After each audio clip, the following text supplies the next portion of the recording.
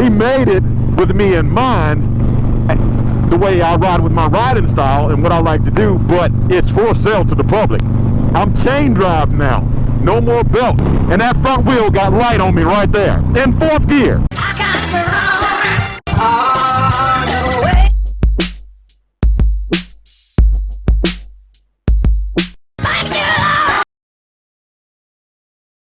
Alright guys, it is a beautiful day today, and I am on the Street Glide, 128 cubic inch bike, making over 160 horsepower and 154 foot-pounds of torque. With this little bit of daylight we have left, let's get on and take a ride. Temperature's 58, so that's not bad, but it will be dropping quickly.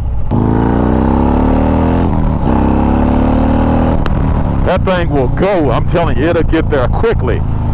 The only issue that you have with it getting there quickly is that you need to know that this bike is not really, it wasn't intended to have 161 foot-pounds of torque.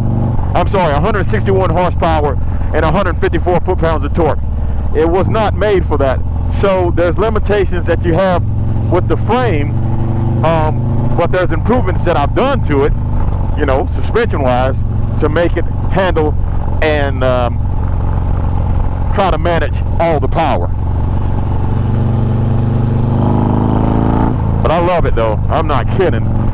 You're going to get more of a review in just a little bit. I'm just getting us to the interstate where I can just ride and talk. And I'm trying to look out for deer and all that stuff too. But when those chrome birds get to talking to you, you just want to open it up, you know what I mean? Wow, this thing.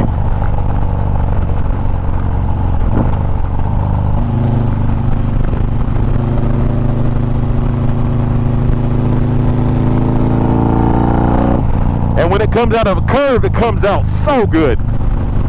So good.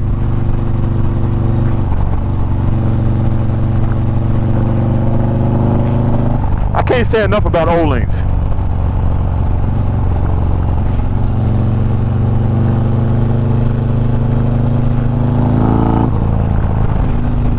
Stick it down in this curve here. Here we go.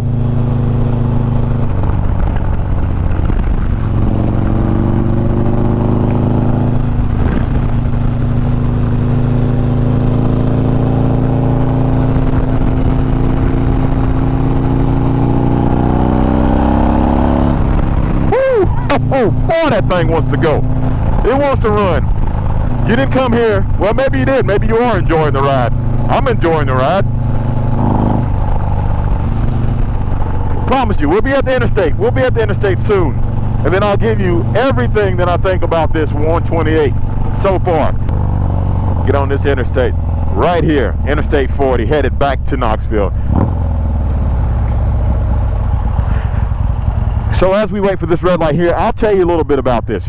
Let me give you a little bit of brief history about the bike. Don't want to bore you with that, but for especially the ones that watched this channel before, they've heard all this before. Okay, so it's a 2019 Street Glide. Started out with 78 horsepower, 103 foot-pounds of torque, and I'm not going to dare, as I get on this interstate, over-talk this exhaust. So here we go. Just hold on. Here we go. You ready?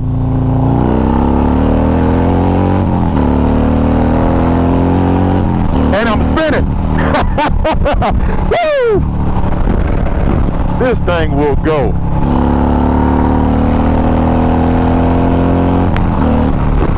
Alright. Okay. Getting over to the fast lane now. That's how you merge onto an interstate. So anyway, back to the story. It started out being 107 cubic inch Street Glide standard. It's not a special. It's not a CVO. It's a standard. And well, nobody ever thought it was a CVO, but they always ask me, is it a special? No, it's not a special. It's a standard. The only upgrade was the big radio and the ABS, because I had a 14 and I wanted to go up to, I wanted ABS and I wanted to a big radio. And this was the first year that they put the hey, bootlegger Harley-Davidson billboard there. That's where I bought the bike from. This is the first year that they put the GTS, the Boom GTS navigation system. Before that, like 18, they had the one with the flaky screen and all that type of stuff, and this is the one with the nice Gorilla Glass and really nice. But back to what I was saying, because I'm getting off track. 107 cubic inches, 78 horsepower, 103 foot-pounds of torque. Went to Zipper's Performance, got a 124 sleeper kit, making 130 horsepower, 150 foot-pounds of torque, which was excellent. Great bike, and that was out of a 124 sleeper with the heads were kind of, they were almost stock. They were like reconstructed heads because I had a carbon deposit buildup, and they fixed the heads. And then I had a 472 cam, 5.5 injectors, and stock throttle body. Okay, so I had that, rode that all the way around the country, all over the place, thousands of miles. But I wanted a little bit more power. Went back to Zipper's Performance, got the Muscle 124 instead of the sleeper. Now the Muscle had a stage 3 heads, 5.52 cam, and I had, it's a long list. I had the flywheel done. I had the counterbalancer removed. I had I got a Thundermax tuner, which I had a Thundermax. You know what? That says a lot about Thundermax. I had a Thundermax tuner all the way through this thing. The same tuner, just different tunes. Had a Thundermax tuner and had different exhausts. And one time I was running D&Ds, and then I went to Chromeworks. So it was you know, the bike, even at the Muscle, I would still get out and ride it long distance across country. That trip that I went to Nebraska with Leonard, I was riding that 124 Muscle. Well, you know how it is. So time went on, and this last build, which I got built about a month ago, we went from a 124 up to a 128. Now you're wondering how I went from a 124 to a 128. It's not a cylinder swap. Well, we actually did, because this is a whole built motor from the ground up. Everything. This motor was taken out the frame and built completely.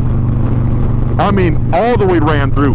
And I'll make a video about that one day, but I'm talking about ceramic coating on the inside, new Dark Horse crank, 70 millimeter throttle body, 8.5 injectors.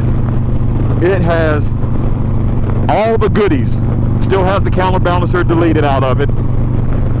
Still has the Thundermax tuner, but now it went up. The torque didn't move that much. The torque only moved to like 154, but the horsepower went to 161.9 for the horsepower. And now my red line, which I should have told you that the red line had moved every time that I was doing this, but the red line now with the new 588 cam, and guys, they made the cam. Adam from Zipper's Performance, he's the developer of Redshift cams, and he made my own custom cam, so that was pretty awesome. Now when I say custom, it's not custom as in you can't buy it. Yeah, he made it with me in mind, the way I ride with my riding style and what I like to do, but it's for sale to the public. Everybody can buy it, you know. But so it's the new 588 cam from Redshift Cams, and it's an awesome package that they put together. That's why I call it the Alpha Wolf. You know, the bike's called Zulu, but the package I call is the Alpha Wolf package. So everything was shifted over. Now our red line is 7,200 RPMs, and you can look right here. I used to red line what, 5,500. I don't even shift until I get to like 6,500. And I'm chain drive now, no more belt. And one of the things about it, a lot of people talk about chains, this and that. They don't want to deal with the chain maintenance. I can understand that. But let me explain. When you got a big motor, having the belt brake always was in the back of my mind. When I went all the way across country and I did anything like getting on it pretty strong, I'm always thinking about, I don't want to break this belt. Because I promise you, if you break that belt, it's going to be, you ain't going to be able to fix a broken belt on the side of the interstate. You have a chance to fix a broken chain on the side of the interstate. It feels like that chain just puts the power to the back wheel better. It does. Now, they said there's a parasitic loss. Well, actually, Adam said it wasn't. But I've heard people say I think he said it wasn't, so don't quote me on that. But I've heard people say there's parasitic loss with power when you go with a belt. But if I don't feel any loss of power, when you go with a chain, but I don't feel any loss of power. That thing really puts the power down. It feels good. In my opinion, it is a very stout build. And I don't regret the chain at all. Matter of fact, not only do I not regret the chain, I love the way the chain looks so much that I might even put my short bags back on them just to show off the sprocket in the chain. Because I think that looks so performance bagger when you see a big sprocket in a chain down there. But you remember, guys, I talked about that 8.5 injectors and a 70 millimeter throttle body. You know how big 70 millimeter throttle body is? Do you know that that's huge? With the 8.5 injectors, you're going to ask me, how's the fuel economy? Well, first off, before I get in that, I can still use pump gas. It still runs on pump gas. And the fuel economy, I haven't really, I'm not a good judge at it right now because I'm constantly on it. But after I get used to it, after kind of I stop riding it that way and just start relaxing on it, I think the fuel economy will be pretty good. Most people ask me, is it rideable? Here's a good example. You got a cup of water, you got an empty cup, and you got a bottle of water, like a personal bottle of water what people drink. All right, so you got that bottle of water, and you're going to pour somebody a cup of water. Well, you can pour it because the neck of that bottle is not, the mouth of it's not too big. You can pour it with some precision, and before it gets to the top, you can cut it off and probably not spill drink over the top of the water. Well, now if you have it in, let's just say,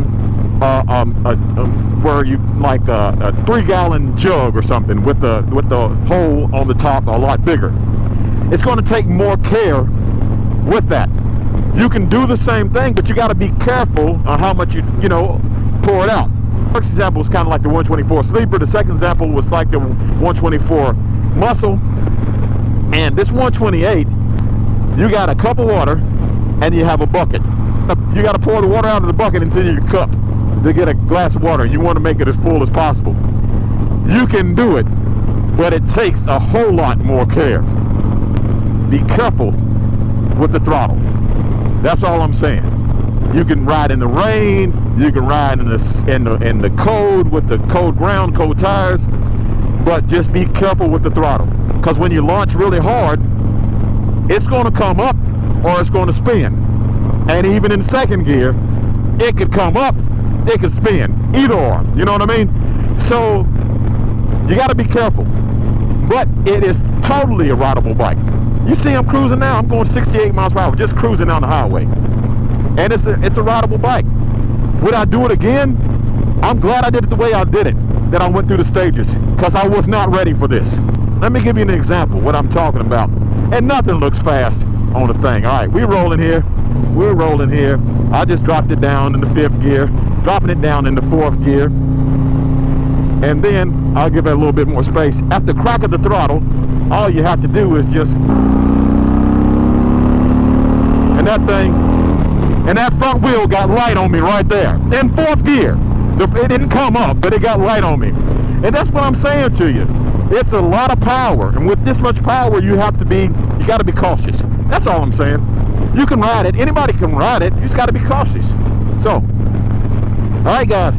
Well, that was a good chat, good ride with you. I'm going to end this video here. I got to go to the post office and head back home. So, guys, if you like this video, I want you to give it a thumbs up. And if you'd like to see more like it, please subscribe. Put it in the comments below. Let me know what you think. Tell me what you're riding and where you're from. I love hearing those two things.